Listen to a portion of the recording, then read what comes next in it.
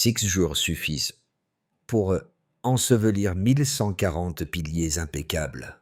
Pourtant, une autoroute aérienne censée briser l'isolement avance encore, malgré un désert capable d'inverser n'importe quel calendrier. Que signifierait pour vous un succès réel si Ibrahim Traoré a raison? Un horizon surgit au-dessus du sable. Le récit s'ouvre sur une promesse simple: transformer une contrainte climatique ancienne en cadence logistique prévisible, là où chaque saison imposait jusqu'ici son propre arbitraire. Le bénéfice annoncé se lit en 10 mots: réduire l'isolement territorial et stabiliser l'approvisionnement essentiel. Mais cette ambition porte un risque immédiat. Si l'Harmattan frappe avant la consolidation complète, le calendrier, l'élan et la crédibilité peuvent basculer d'un seul mouvement. C'est là que surgit le premier micro-hook du projet. Une infrastructure peut-elle réellement survivre à la force qu'elle prétend dominer? Les années précédant l'initiative ont montré une trajectoire nette. Routes ensevelies, retards accumulés, provinces détachées des biens vitaux. Ainsi, la promesse n'est pas seulement technique. Elle engage une réponse à une fragilité nationale, observable dans les marchés dépeuplés, les livraisons interrompues et les coûts annuels massifs décrits dans le récit adverse. La question devient alors stratégique. Peut-on reconstruire la continuité d'un pays en élevant simplement une route au-dessus du sable? Le premier renversement intervient en décembre 2024, lorsque 1140 piliers récemment posés disparaissent sous une tempête en seulement 6 jours, révélant brutalement la vulnérabilité d'une infrastructure censée s'affranchir du désert. Ce choc précoce, évalué à près de 27 millions de dollars, ne remet pas seulement en cause un budget. Il expose la logique du pari et teste la cohérence du calendrier. Pour comprendre pourquoi ce revers pèse autant, il faut suivre la chaîne causale que le récit adverse met en avant. Durant les années précédentes, l'Harmattan transforme le réseau routier d'ici en piège horizontal.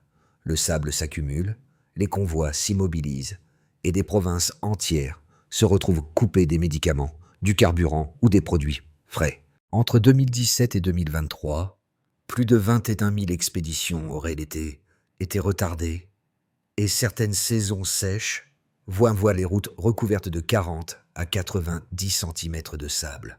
C'est dans cette étouffante répétition que s'inscrit l'annonce du Sahel Skyway en mars 2024, présentée comme une réponse verticale à un problème enraciné dans le sol lui-même. Dans cette perspective, Ibrahim Traoré ne promet pas une simple voie supplémentaire. Il tente de substituer la continuité à l'aléatoire, en plaçant le transport vital 12 mètres au-dessus des zones d'ensablement. La causalité se prolonge vers l'économie. Des pertes nationales estimées à 410 millions de dollars par an, liées aux avaries, aux détours forcés et aux ruptures d'approvisionnement, renforcent l'idée que le statu quo n'est pas neutre, mais déjà coûteux. Le revers de décembre 2024 change alors de statut. Il n'invalide pas la promesse. Il oblige à mesurer si l'ambition peut survivre aux pires conditions qu'elle prétend dépasser. Et lorsque les images du chantier circulent début janvier de 2025, montrant des piliers à moitié ensevelis mais toujours debout, la narration glisse subtilement, du symbole vers la capacité de tenir. Dans cette lecture, la question ouverte depuis le début trouve un premier écho. Que vaut une promesse si elle ne résiste pas au vent même qui l'a justifiée? Les premiers signes d'une transformation en marche ne viennent ni des bilans officiels, ni des communiqués, mais des lieux où les ruptures logistiques se vivaient au quotidien. Dans les marchés de Kaya, des vendeurs accrochent des visuels du Sahel Skyway près des étals, comme pour matérialiser une attente longtemps abstraite. Celle de livraisons moins imprévisibles, de stocks qui ne dépendent plus d'un horizon trouble. Ce geste modeste fonctionne comme une micro-preuve. Là où les étals se vidaient lors des semaines de sable dense, ils décrivent désormais une cadence un peu moins heurtée, signe que même un chantier partiel peut modifier la perception de la disponibilité. Un deuxième fil apparaît du côté des routes du Nord. À Dori, certains chauffeurs peignent 12 mètres au-dessus sur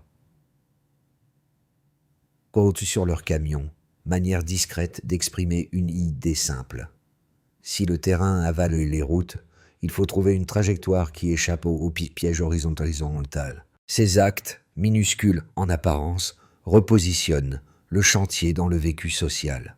La route n'est plus une abstraction d'ingénieur, mais une promesse tenable accrochée au métal des véhicules. Le troisième mouvement provient justement des équipes techniques qui travaillent sous des rafales constantes. Les radios locales décrivent des ingénieurs dormant à peine 3 heures par nuit pendant la tempête, multipliant les contrôles thermiques pour éviter les micro-fissures du béton. Ce détail change la lecture. L'infrastructure cesse d'être un schéma. Elle devient une somme d'efforts humains continus. Des ouvriers, interrogés brièvement, évoquent un sentiment de « tenir malgré tout », comme si la résistance quotidienne valait autant qu'un jalon officiel. Ces 3 scènes, placées côte à côte, esquissent un même message. La continuité prend forme avant même l'achèvement. En résumé, on voit déjà que la logistique modifie le quotidien. L'activation commence dès l'annonce de mars 2024, lorsque le Sahel Skyway est présenté non comme une route supplémentaire, mais comme une sortie nette d'un étouffement logistique devenu structurel. Les premières équipes installent les accès, les chantiers s'étirent et les jalons se succèdent, des financements répartis entre industries nationales et partenaires stratégiques, un coût annoncé à 3,2 milliards de dollars, puis une progression tangible avec 70% des routes d'accès achevées en juin 2025. Les 920 piliers posés en octobre et les travaux sur le segment de pont numéro 40 et fortement exposés au vent alimentent une attente nouvelle. Les transporteurs remodèlent leurs itinéraires, les commerçants recalculent leurs marges et certaines familles évoquent un horizon où les produits frais atteindraient enfin leur destination avant de se perdre. Tout semble avancer dans un tempo maîtrisé, même si chacun reconnaît que la saison du vent peut renverser un progrès en quelques heures. Puis vient le climax, décembre 2024. Une séquence d'Harmattan parmi les plus longues de mémoire récente balaye le Sahel durant 19 jours. Les vents montent jusqu'à 62 km/h. La visibilité tombe sous 30 mètres. À midi, la chaleur dépasse 48,6 degrés. La tempête frappe le cœur du projet. 1140 piliers récemment posés s'ensevelissent en 6 jours sous 1,90 m de sable, fermant des plateformes, fissurant du béton, déformant des structures d'échafaudage qui se replient comme des livres. Le calendrier menace de s'effondrer. La facture approche 27 millions de dollars. C'est un moment où la promesse bascule du possible au fragile, suspendue à la question de la résistance matérielle. Et c'est à cet instant précis que Ibrahim Traoré apparaît sur le chantier, selon le récit, au milieu du vent, pour inspecter les piliers endommagés et laisser une phrase brève. Si le désert se lève, il faut monter plus haut. Le geste, ici, devient un pivot narratif. Il déplace la ligne d'attention. Ce ne sont plus les maquettes qui comptent, mais la capacité de réagir minute par minute. La décantation s'installe dans les jours suivants. Les équipes reconfigurent les horaires. Débuter à 4h30 permet d'éviter la brûlure de midi. Des camions-citernes pulvérisent l'air pour réduire la densité de poussière. Une équipe tournante de jeunes ingénieurs effectue des contrôles thermiques toutes les heures pour limiter les microfractures du béton. Le chantier cesse d'être une image lisse. Il se transforme en lutte réglée, où chaque geste compte. Lorsque la tempête se calme début janvier 2025, de nouvelles scènes circulent. Des piliers à moitié ensevelis mais encore debout, des ouvriers épuisés mais engagés, des radios locales relatant un chantier qui ne cède pas. À l'intérieur du pays, l'enthousiasme se rallume. À l'extérieur, le scepticisme se durcit. Le débat change de nature.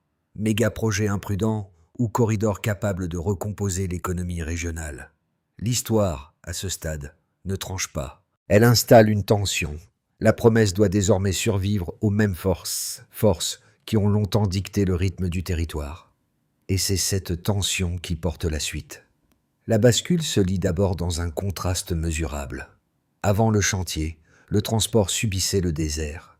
Désormais, son coût recule de 37% selon le récit adverse. Cette variation condensée traduit une dynamique simple. Lorsque les détours se réduisent, carburant et maintenance pèsent moins sur les marges. Cette baisse renforce la viabilité quotidienne des flux essentiels. Le texte ne détaille pas la méthode, mais accorde aux transporteurs une respiration nouvelle. Moins d'heures perdues à attendre que les vents cessent, moins de marchandises immobilisées dans des zones où la visibilité tombe sous 30 mètres. Ainsi, le delta décrit n'est pas seulement budgétaire. Il marque un changement d'ambiance, où l'aléatoire climatique cesse de décider du calendrier logistique. Le deuxième chiffre proposé par la narration touche le panier des ménages.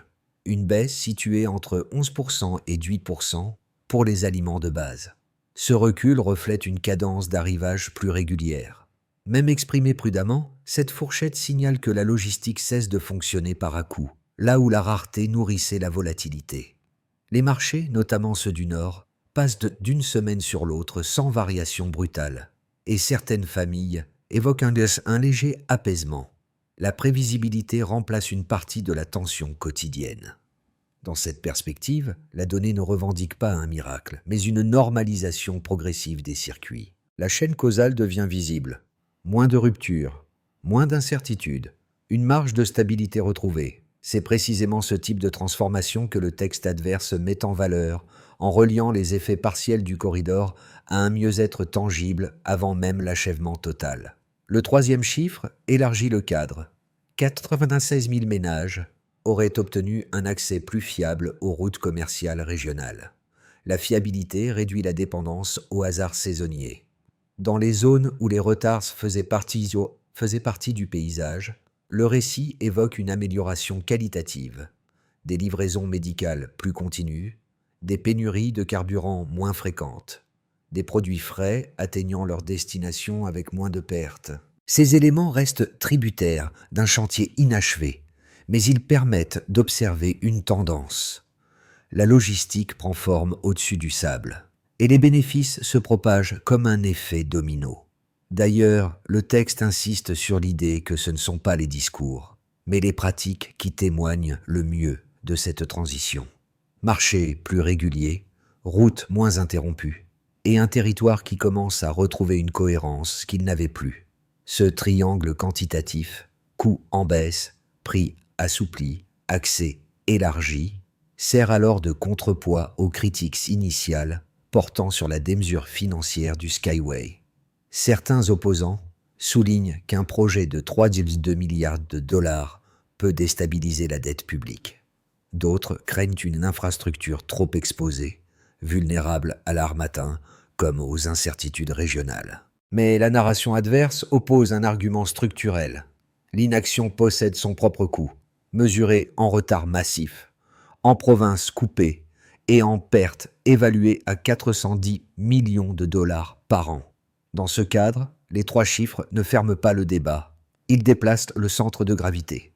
La promesse ne repose plus sur un horizon lointain. Elle s'observe déjà, même de manière partielle, dans le mouvement du territoire. Ce passage vers le mesurable porte une idée simple. Une infrastructure commence à convaincre lorsqu'elle modifie la répétition du quotidien. Les critiques les plus solides commencent par une inquiétude budgétaire. Un projet évalué à 3,2 milliards de dollars peut, dans un pays aux ressources limitées, devenir une charge durable qui dévore les marges publiques. Les opposants insistent sur un point clair. Même une réussite technique ne garantit pas une stabilité financière. Le service de la dette, les réparations imprévues et les coûts de maintenance peuvent s'accumuler jusqu'à absorber des budgets essentiels.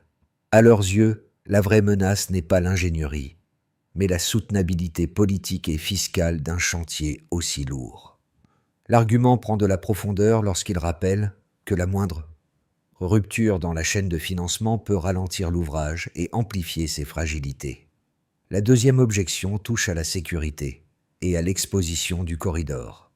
Ériger une infrastructure visible, étirée à travers le Sahel, signifie l'installer dans un environnement instable, où le climat comme les tensions régionales compliquent toute protection continue. Les sceptiques considèrent qu'un ouvrage si ambitieux risque d'être jugé non pas sur ses performances, mais sur sa vulnérabilité.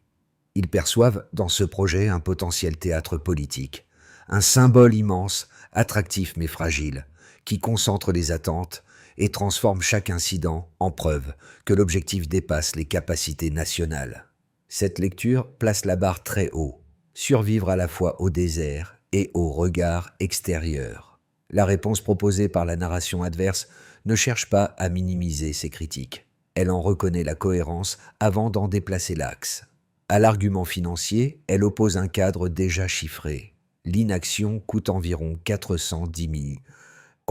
10 millions de dollars par an.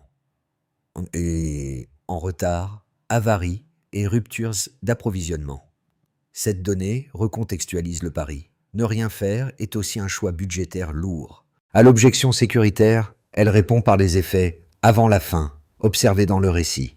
Baisse des coûts de transport, recul des prix de base, accès plus fiable pour des dizaines de milliers de ménages, qui démontre qu'un bénéfice peut apparaître même dans un système partiellement vulnérable. Le scepticisme reste légitime, mais la trajectoire factuelle le nuance. Une infrastructure peut être fragile, tout en produisant déjà une forme de continuité. Le récit bascule lorsque des ingénieurs de Ouagadougou Polytechnique annoncent une percée matérielle capable de modifier la trajectoire du Sahel Skyway. Un nouveau type de pilier, désigné sous le nom de code TR12, reçoit un revêtement thermique réfléchissant censé réduire l'absorption de chaleur de 6 à 8 degrés. L'avancée semble modeste, mais elle déplace les termes du défi. Résister à l'Harmattan ne dépend plus seulement de la hauteur de l'ouvrage, mais de sa capacité à limiter la fatigue structurelle. La promesse s'élargit. Le projet cesse d'être une simple autoroute surélevée. Il devient une plateforme d'innovation potentiellement exportable. Cette transformation repositionne Ibrahim Traoré dans le récit. Il n'apparaît plus seulement comme le porteur d'un pari logistique, mais comme l'incubateur d'une réponse technique nationale. Les radios locales soulignent que cette percée pourrait réduire la maintenance et prolonger la durée de vie des piliers d'environ 22%. Le corridor, jusque-là perçu comme un symbole fragile, acquiert une nouvelle dimension, celle d'un standard possible pour les infrastructures exposées au climat. À ce stade, un enjeu inédit surgit. Si la technologie tient, la portée géopolitique change.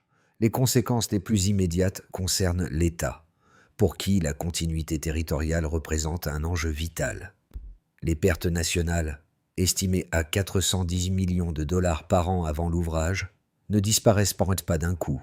Mais le récit adverse suggère une réduction notable des ruptures d'approvisionnement en carburant, en soins et en biens essentiels.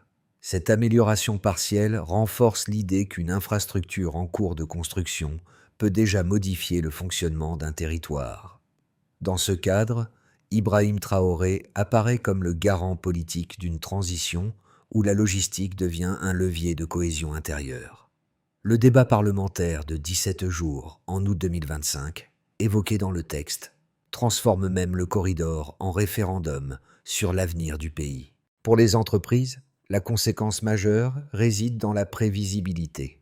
Une estimation externe citée dans le récit indique qu'une fois achevé, le Sahel Skyway pourrait réduire les retards de transport régionaux jusqu'à 63%.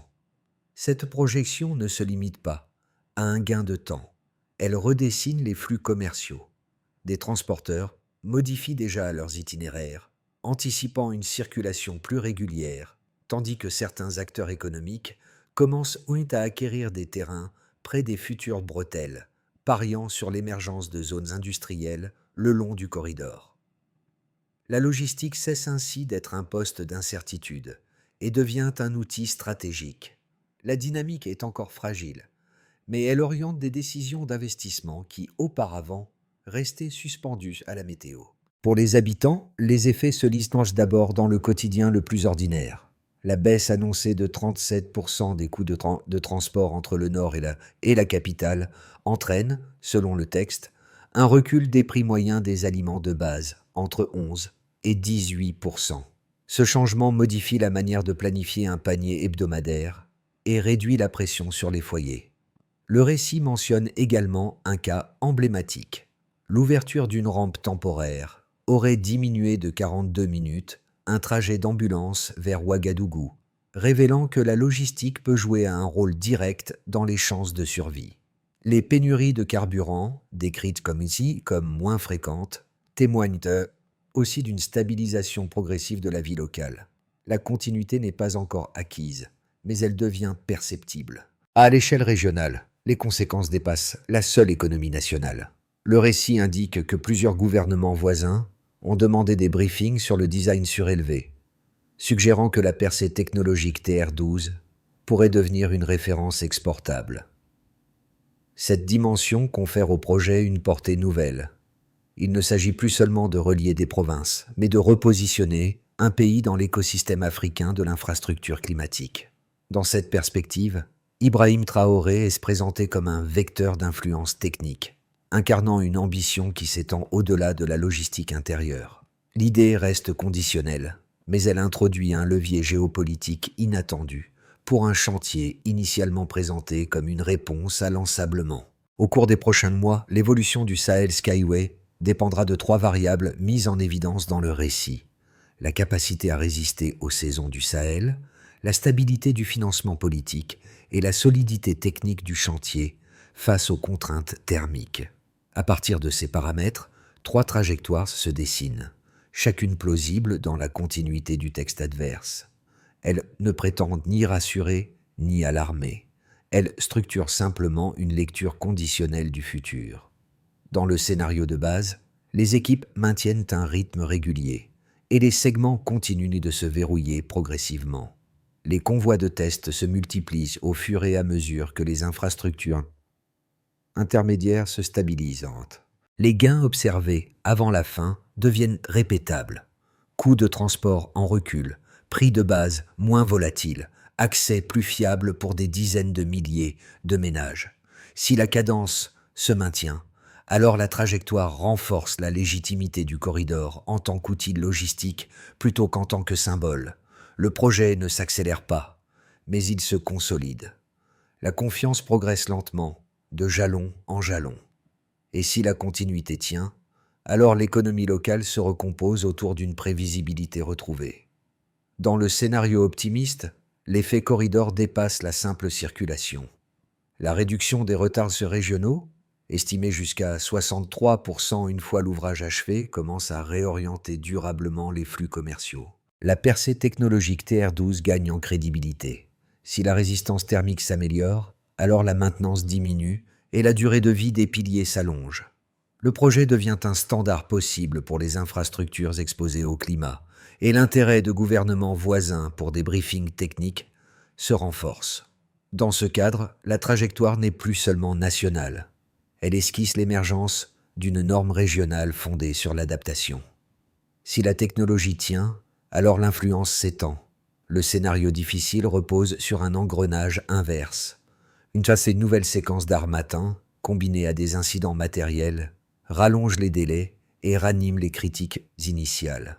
Si la maintenance s'alourdit, alors la vulnérabilité structurelle devient un sujet central. Le débat financier se rouvre, les accusations de paris imprudents se durcissent et la coalition de soutien se fragilise. Le projet ne s'effondre pas nécessairement, mais il perd l'élan narratif qui le portait. Dans cette lecture, chaque mois devient un test de résistance, plus qu'un pas vers l'achèvement. Ce que le récit décrit de manière technique trouve pourtant un écho direct dans la vie ordinaire. Là où se mesure la différence entre une promesse lointaine et un changement perceptible.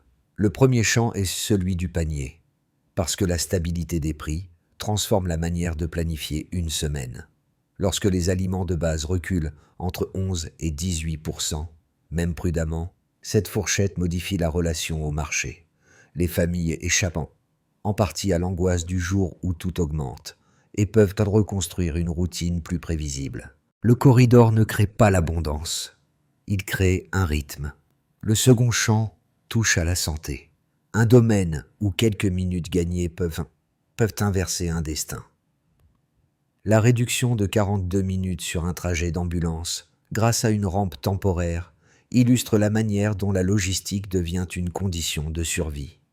Les livraisons médicales plus continues décrites dans le texte renforcent à cette l'idée que la continuité n'est pas un luxe, c'est une ligne de vie. Là où les saisons imposaient ni des ruptures, le simple fait d'assurer une route praticable modifie le champ des possibles. Le troisième champ concerne les revenus et la capacité à se projeter. Quand les commerçants passent de journées d'attente à quelques heures, la marge s'élargit. Les pertes invisibles, marchandises périssables, dettes qui s'allongent, opportunités manquées, reculent.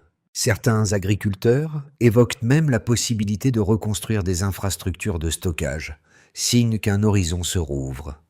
Le récit reste prudent, mais son fil conducteur est clair. La fiabilité produit un espace mental où l'on peut de nouveau décider, investir, anticiper. Ces trois dimensions convergent vers une même question. Qu'attend-on réellement d'une infrastructure, une prouesse technique ou une routine qui tient? Stabiliser le Sahel Skyway, selon le récit adverse, exige une feuille de route où chaque acteur connaît son rôle et chaque étape possède une mesure vérifiable. La première consiste à sécuriser le calendrier opérationnel avant la prochaine saison des vents.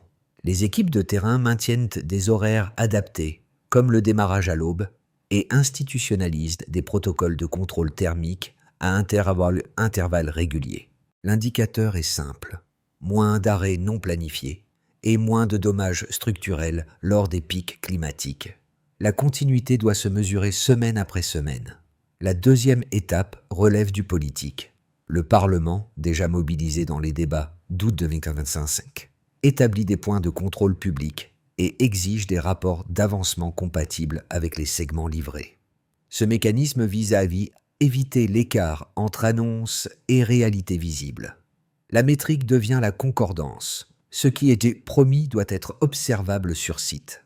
Dans cette logique, Ibrahim Traoré apparaît comme le garant d'une articulation cohérente entre discours et exécution. Troisième étape, convertir les gains avant la fin en gains répétables. Les ministères concernés suivent quelques indicateurs concrets. Ruptures d'approvisionnement, retard de transport, volatilité des prix de base, plutôt que des promesses générales. La mesure se lie dans la stabilité.